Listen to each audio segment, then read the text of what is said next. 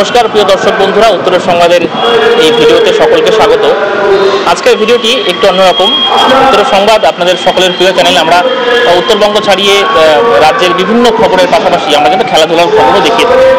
আমার পাশে যিনি বসে আছেন তাকে পরিচয় করে দেওয়ার আগে তার অনেকগুলো বিশ্লেষণ করতে হবে। ভারতীয় জাতীয় দলের টেবিল টেনিস কোচ, অনন্য রেকর্ড রয়েছে তার ঝুলিতে। খেলোয়াড় হিসেবে যেমন রেকর্ড রয়েছে, পাশাপাশি কিন্তু কোচ হিসেবে প্রচুর রেকর্ড রয়েছে। তিনি আলিপুরদুয়ারের ছেলে, পৌঁছে গেছেন একদম গোটা বিশ্বের কাছে। এটা একটা যেমন রেকর্ড, পাশাপাশি তার এই যে কৃতিত্ব, তার এই যে পথ চলা, সমস্তটাই আমরা জানবো উত্তরের সংবাদের পর্দায়। প্রথমে তার সম্পর্কে একটু জেনে নিই।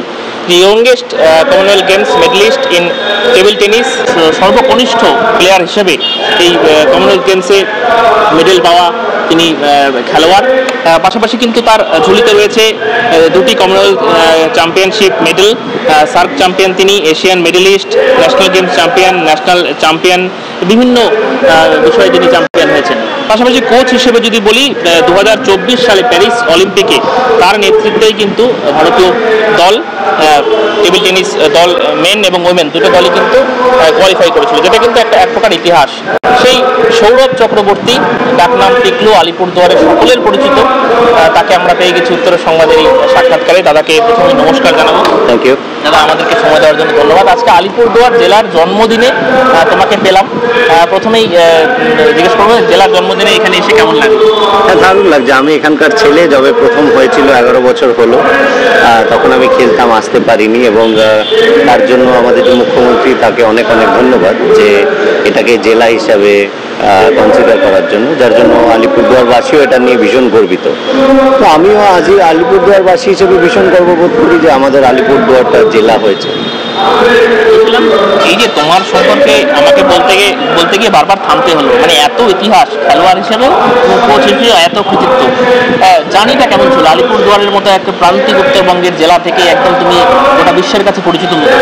দেখো, আমি যখন খেলেছি, আমি তখন 12 বছর বয়স অব্দি এখানে ছিলাম, তারপরে চলে যাই। এখনকার দিনে যেমনি সুযোগ সুবিধে বা সাপোর্ট বা যাই বলো, তখনকার এরকম ছিল না। প্রথম কথা, টেবিল টেনিস গেমটা যে প্রফেশন হিসেবে নেওয়া যায় বা টেবিল টেনিসে খেলে এত কিছু করা যায়, এটাই মানুষের হয়তো সেভাবে কোনোদিন ভাবেননি। তো যথারীতি এখানে সেরকম ক্লাবও খেলার ছিল না। আমার হাতে করি, আমার বাবার হাতে। আমার বাবা ম্যাকলাম স্কুলের টিচার ছিলেন, শ্রী শ্যামল চক্রবর্তী, আর আমার মা শ্রীমন্তী অনিতা চক্রবর্তী। উনি আমাদের মাঝখানে নেই, আর উনি ব্যাডমিন্টনের আলিপুরদুয়ারের প্রতিষ্ঠাতা। উনি NFL এর চিফ কোচ ছিলেন। তো যথারীতি বাবার হাতে করি, প্রথমে ব্যাডমিন্টন শুরু করি, তারপরে ওটা কিছুদিন খেলার পরে মা বলে না, এটা ফিজিক পারমিট করবে না, তো টেবিল টেনিসে আস্তে আস্তে শিফট হয়ে যায়। বাট তখন খুব ছোট, টেবিল টেনিসটা খুব একটা বোর্ডে হাত পেতাম না। তো এদিক ওদিক করে খেলার চেষ্টা করতাম। আলিপুরদুয়ার জংশনে যে DRM অফিস আছে, সেখানে অফিসার্স ইনস্টিটিউটে, কিন্তু যথারীতি ছোট ছেলে, সবাই তো খেলতে দিত না। তো তারপরে আস্তে আস্তে টেবিল টেনিস খেলে খেলে অনেক কিছু ইন্টারেস্টটা ডেভেলপ হয়। আস্তে আস্তে খেলতে থাকি টেবিলে, বাবা খেলায়।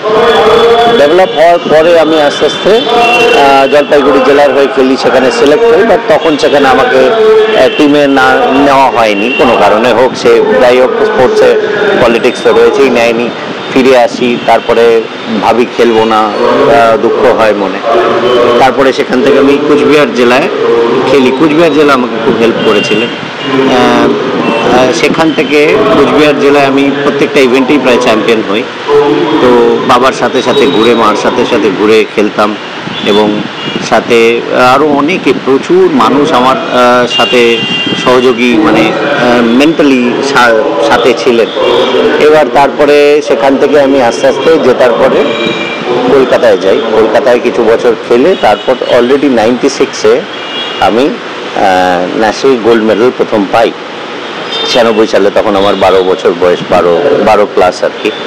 তারপরে 97-এ আমি 98-এ আবার ন্যাশনাল চ্যাম্পিয়ন হই। তারপর থেকে কলকাতা ইন্ডিয়ান টিমে চান্স পেয়ে যাই। কোরিয়ান কোচ আসে সাইতে, সেখানে ট্রেনিং করা হয়। এইভাবেই আমার জার্নিটা শুরু। তারপরে জুনিয়র ন্যাশনাল চ্যাম্পিয়ন হই, সিনিয়র ন্যাশনাল গেমস চ্যাম্পিয়ন হই, সিনিয়র ইন্ডিয়ান টিমে 16 বছর বয়সে 15 ক্লাসে এন্টার করি খেলার জন্য, এবং তারপরে 16 বছর বয়সে কমনওয়েলথ গেমস মেডেল পাই, যেটা আজও রেকর্ড হয়ে রয়েছে, যেটা সারা ভারতবর্ষে কেউ পায়নি।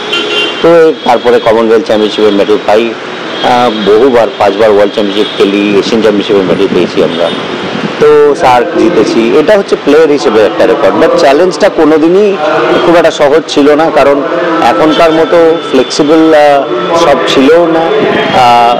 ডিজিটাল, যেহেতু ডিজিটাল ওয়ার্ল্ড, মানে টেকনোলজিক্যালি এত সাপোর্ট ছিল না, তো আর যথারীতি ছোট শহর থেকে বড় শহরে গিয়ে অ্যাকসেপ্টেন্সটাও ছিল।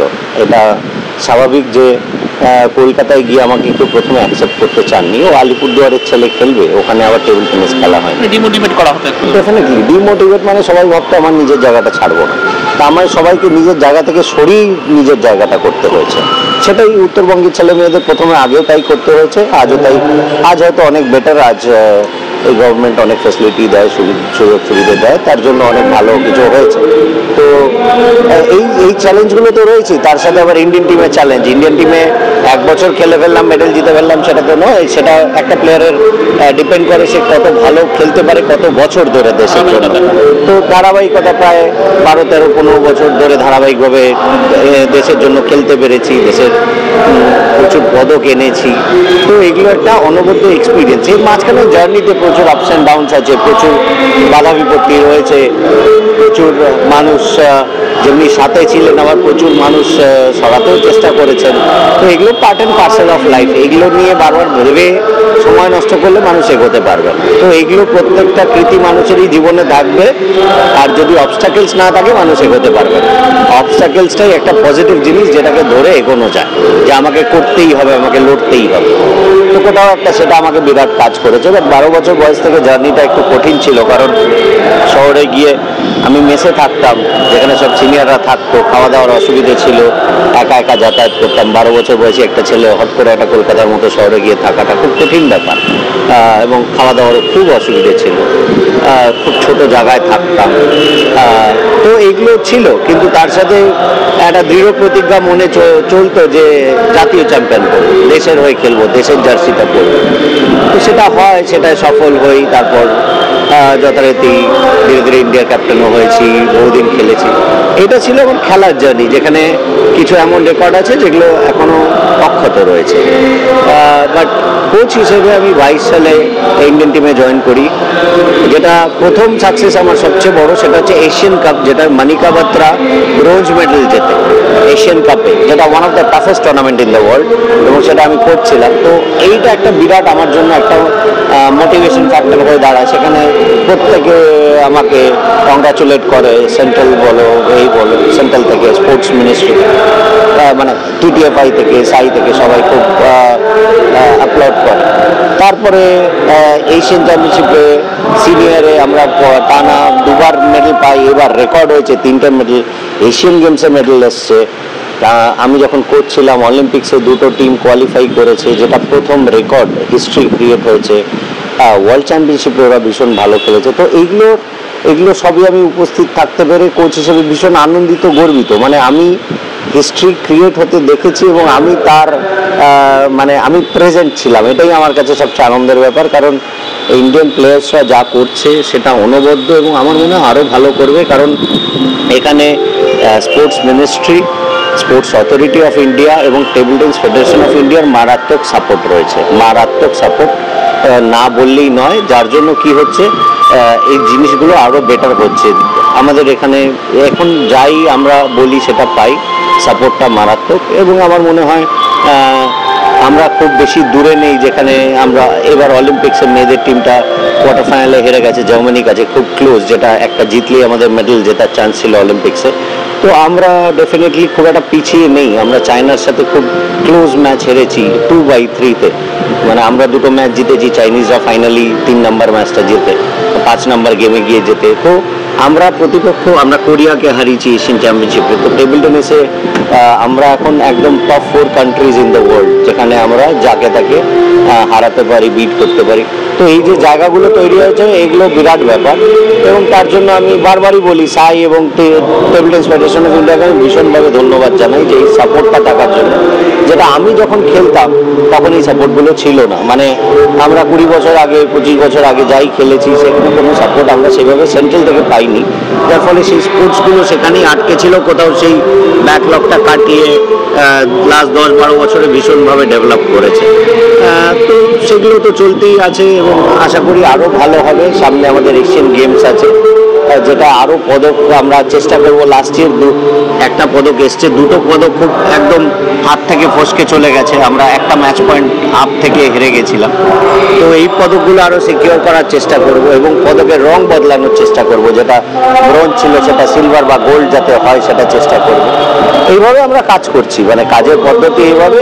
এবং সাথে সাথে আমার ভীষণ মনে হয়, ভীষণ ইচ্ছে যে আলিপুরদুয়ার থেকেও প্লেয়াররা খুব ভালো করুক, প্রতিনিধিত্ব করুক দেশের জন্য, রাজ্যের জন্য, দেশের জন্য, এবং যাতে আলিপুরদুয়ারের নাম আরও ভালো হয়। মানে আমি চাইবো আমি যতটা করেছি তার থেকেও আরও ভালো করুক।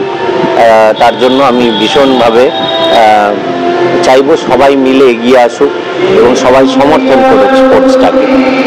বিষয় একটু জানা দিচ্ছে, যখন তুমি দলের হয়ে, জাতীয় দলের হয়ে পদক জিততে, বা আমরা অনেকে হয়তো সাফল্যকে খুব কাছ থেকে দেখতে চাই, তুমি সাফল্যের একদম দোরগোড়ায় পৌঁছেছো, সাফল্যকে ছুঁয়েছো, এই সময় আলিপুরদুয়ারের কথা কতটা মনে পড়তো যে আলিপুরদুয়ারের স্ট্রাগলটা? তুমি যদি আজও, আমি কলকাতায় থাকি, যখন থাকি আজও ডেফিনেটলি সবসময় বহু কাগজে এখনও আলিপুরদুয়ারের ছেলে লেখা হয়। তা আলিপুরদুয়ারটা আমার কাছে ভীষণ মনের জায়গা, মানে আমার এটা জন্মস্থান, আমি এখানে বড় হয়েছি, স্কুলিং আমার এখানে, মানুষজন সব ভীষণ কাছে। হয়তো সময় পাই না, আজ আসতে পারি না বেশি। আর এই জাতীয় কোচ হওয়ার পরে দায়িত্ব আরও বেড়েছে অনেক, টুর্নামেন্টের সাথে ব্যস্ত থাকি, কিন্তু আলিপুরদুয়ার ভীষণ কাছে। মানে আমি মনে প্রাণে চাই আলিপুরদুয়ারে স্পোর্টসটা ভীষণভাবে ডেভেলপ হোক, আর প্লেয়াররা খেলুক, পেরেন্টসরা সাপোর্ট করুক প্লেয়ারদের, আর যে আলিপুরদুয়ার টেবিল টেনিস অ্যাসোসিয়েশন আছে সেটা আরও প্রোঅ্যাক্টিভ হোক, আর যারা জনপ্রতিনিধি আছেন তারাও জায়গাটাকে আরও সমর্থন করুন, যারা সরকারি উচ্চপদস্থ আধিকারিক আছে তারাও সাপোর্ট করুক। জিনিসটা তো একার দ্বারা কারোর কিছু হয় না, সবাই মিলে সম্মিলিত হয়ে জিনিসটা করলে আমার মনে হয় আলিপুরদুয়ারের যে স্পোর্টসের একটা কালচার ছিল, এখনও আছে, সেটা আরও এগিয়ে যাবে, এটাই আমার মনে হয়। খেলাধুলো বলতে শুধুমাত্র যে মনে করো যে ক্রিকেট বা ফুটবল, এটার দিকে আমাদের সাধারণত বেশি একটা ঝোঁক থাকে। এটা আমি যদি টেবিল টেনিস বলি বা ব্যাডমিন্টন বলি বা হকি বলি বা একটু অন্য ধরনের খেলাগুলো, সেগুলোকে এগিয়ে নিয়ে যাওয়ার ক্ষেত্রে কী কী করা উচিত? দেখো, এই যে ক্রিকেট বা ফুটবল, ক্রিকেটটা হচ্ছে আলাদা একটা সেগমেন্ট চলে গেল, কারণ ক্রিকেটটা কোনো গভর্নমেন্টের কন্ট্রোলে নয়, এটা বিসিসিআই একটা ইন্ডিপেন্ডেন্ট বডি। এই যে গেমগুলো, ব্যাডমিন্টন বলো, টেবিল টেনিস বলো, বা যে গেমগুলোই বলো, কবাডি বলো, সুইমিং বলো, এই গেমগুলো সেন্ট্রাল গভর্নমেন্ট থেকে বা রাজ্য সরকার এগুলোকে অধীনে রয়েছে। তো এই গেমগুলোর সুবিধে কি, স্পেশালি টেবিল টেনিসের ক্ষেত্রে আজ যারাই একটু ভালো খেলেছে তারাই কিন্তু প্রত্যেকে সরকারি চাকুরিজীবী। তো ধরো কেউ রেলে চাকরি করছে শুরুতে, কেউ এজি বেঙ্গলে চাকরি করছে, কেউ পিএনটিতে চাকরি করছে, কেউ বিএসএনএলে চাকরি করছে, কেউ আরও কোম্পানিজ লাইক আমি ইন্ডিয়ান অয়েলে কর্মরত। তো এরা প্রত্যেকেই চাকরির ক্ষেত্রে বিরাট সুযোগ সুবিধে দেয়, যেটা কিন্তু অন্য ক্ষেত্রে পাওয়া খুব কঠিন। এবং জিনিসটা হচ্ছে ক্রিকেট ডেফিনেটলি খুব পপুলার, কিন্তু ক্রিকেটের সংখ্যাও খেলার অনেক বেশি, টেবিল টেনিস সেই হিসাবে কম। এবং টেবিল টেনিসটা গেমটা স্কোপ অ্যান্ড অপরচুনিটি অনেক বেশি, একটু অ্যাচিভ করতে পারলে সেখানে একটা জব সিকিউর করা যায়, যেখানে আজকাল একটা সেন্ট্রাল গভর্নমেন্ট জব পাওয়া ডেফিনেটলি যথেষ্ট খাটনি করতে হয়। তো আমার মনে হয় ডেফিনেটলি, আর টেবিল টেনিস গেমটা এমন যেটা হ্যান্ড আই কোঅর্ডিনেশন, যেটা মানসিকভাবে অনেক বেটার মানুষ থাকে, কারণ নার্ভাস সিস্টেমকে অনেক ডেভেলপ করে, তোমার ফ্রিকোয়েন্সিকে, ব্রেন ফ্রিকোয়েন্সিকে অনেক বেশি ডেভেলপ করে, ইনজুরি প্রোন নয়, ইনজুরিটাও তো হওয়ার ভয় নেই শুরুতে। অফকোর্স বড় লেভেলে ইনজুরি সব গেমেই আছে। তো সব দিক দিয়ে তুমি যদি দেখো অল ওভার, টেবিল টেনিসটা অনেক সিকিউর গেম, মানে অনেক পেরেন্টসদের জন্য যদি শুরু করানো যায় বাচ্চাদেরকে, অনেক তাড়াতাড়ি পিক করা যায়, যেটা অন্য ক্ষেত্রে ইনজুরি প্রোন হতে পারে। তার মানে এই নয় অন্য গেমগুলো ভালো না। তো আমি ডেফিনেটলি তার জন্যই টেবিল টেনিস রেকমেন্ড করবো, কারণ সেটা খুব একটা অসুবিধে নেই খেলাটা, এটাই ব্যাপার। ইচ্ছা রয়েছে বিভিন্ন জেলায় জেলায় বা বিভিন্ন ক্যাম্প করে প্রশিক্ষণের মাধ্যমে একটু সচেতনতা বাড়ানো? না, আমি তো সেটা তো অ্যাসোসিয়েশনের কাজ, সচেতনতা বাড়ানো বা সময় পেলে আমি ডেফিনেটলি, আমাকে যদি কেউ অ্যাডভাইজার বা মেন্টর হিসেবে বলে যে আমাদের একটু গাইড করুন টেকনিক্যালি, আমি নিশ্চয়ই ডেফিনেটলি গাইড। প্রাইভেট স্কুলগুলো তো আমি ডেফিনেটলি আমার নিজের যে টাইম আছে তার বাইরে যখনই সময় পাবো, আমাকে যদি কেউ অ্যাপ্রোচ করেন, আমি ডেফিনেটলি চেষ্টা করব তাদেরকে গাইড করার জন্য। হয়তো আমি ফিজিক্যালি সেখানে পৌঁছতে পারবো না, বাট আমি ডেফিনেটলি থ্রু ভিডিও কনফারেন্সিং বা যেভাবেই হোক আমি তাদের হেল্প করতেই পারবো, সেটা নিয়ে তো কোনো অসুবিধা নেই।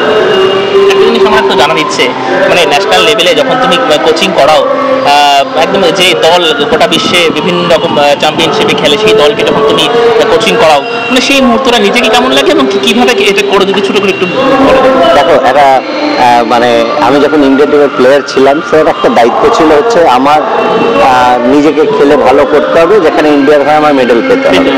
আর এইখানে যখন আমি ন্যাশনাল কোচ, মানে জাতীয় দলের কোচ, তখন আমার নিজের দায়িত্ব বলতে এটাই, যাতে আমার ইন্ডিয়া আরও ভালো করতে পারে আর আমাদের প্লেয়ারগুলো আরও এগিয়ে যেতে পারে। সেখানে আর আমার নিজস্ব কোনো চাওয়া পাওয়া নেই। আমার চাওয়া একটাই, ইন্ডিয়া কীভাবে মেডেল আনবে আর প্রত্যেকটা প্লেয়ারকে আমি কিভাবে আরও সাহায্য করতে পারি যাতে আরও ওরা বেটার পারফর্ম করতে পারে।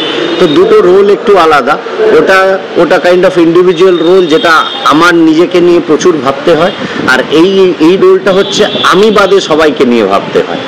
তো এই দুটোর মধ্যে একটু ডিফারেন্স আছে, প্লাস সবাইকে নিয়ে একটা সুন্দর হারমোনি মেনটেন করে দলকে নিয়ে চলা ভীষণ ডিফারেন্ট এক্সপিরিয়েন্স, আর খুব সুন্দর লাগে আর কি।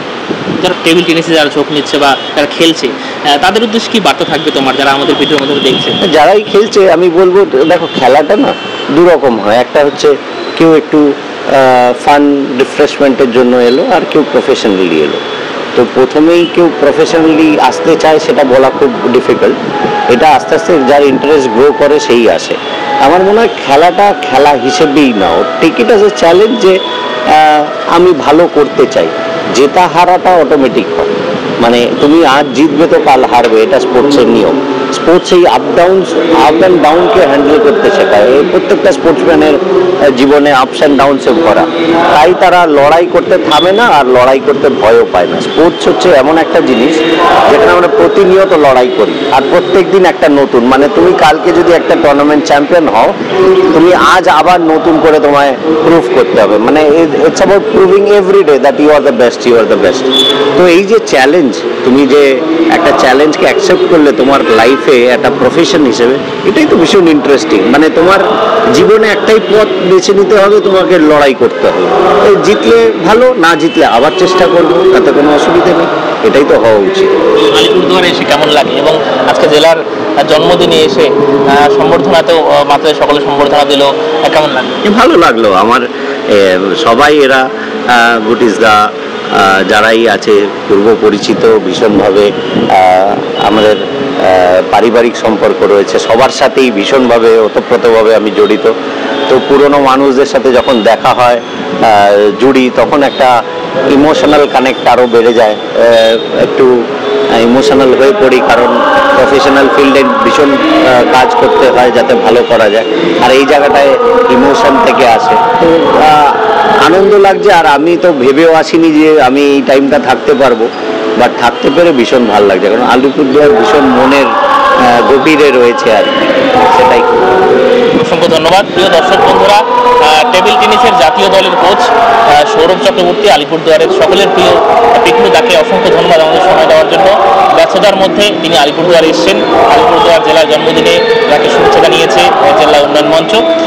সকলকে ধন্যবাদ এই ভিডিওটি দেখার জন্য, এবং অবশ্যই আমাদের তরফ থেকে ভারতীয় জাতীয় দল টেবিল টেনিস দলকে শুভেচ্ছা থাকবে। আগামী দিনে দাদার নেতৃত্বে দল আরও অনেক মেডেল নিয়ে আসবে আমাদের ভারতের জন্য, এটাই প্রার্থনা থাকবে।